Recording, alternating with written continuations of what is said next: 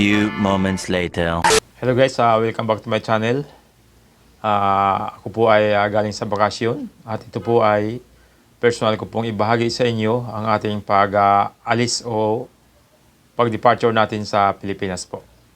Ito po ay tungkol sa egov.ph application na yung iba sabi one stop na bali, doon na lahat kukunin sa egov.ph ang OAC natin. So ngayon po ipapakita ko sa inyo ang katotohanan ay kailangan pa po talaga ang OEC natin. Yung dating OEC na ipiprint natin. Dahil ito po ay talagang hinahanap doon sa Taga Airlines. Hahanapin yun ang OEC number 1. And then yung ticket natin at saka yung visa natin.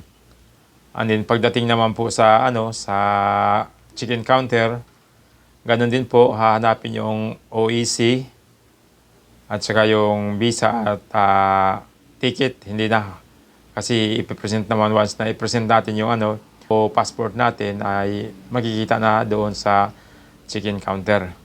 So ito po ay hindi lang po kwento ko po, papakita ko sa inyo ang mga video. So kinuhanan ko po to, yung iba ay nakatalikod ako, nakakuha habang nag-i-inspection.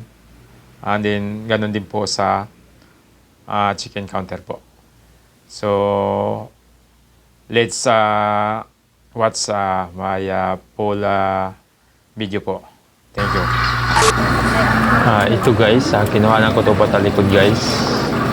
Kung napapansin nyo po guys, yung nakaupo, yung po ang nag-check. Una-una pong hinahanap talaga yung OEC po na tulad yung dati po, print out po.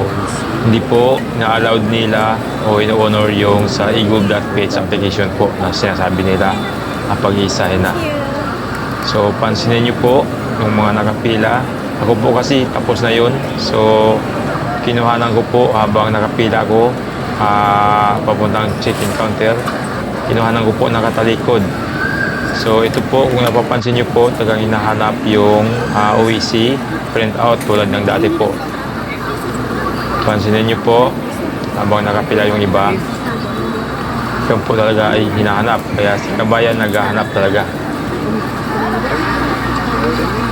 So pagdating naman po dito sa check-in counter po, siya nga pala ang flight ko ay Gulf Air. Pagdating sa check-in counter po, maghanda po kayo ng isang pirasong copy ng OEC po dahil kukunin po yon nila.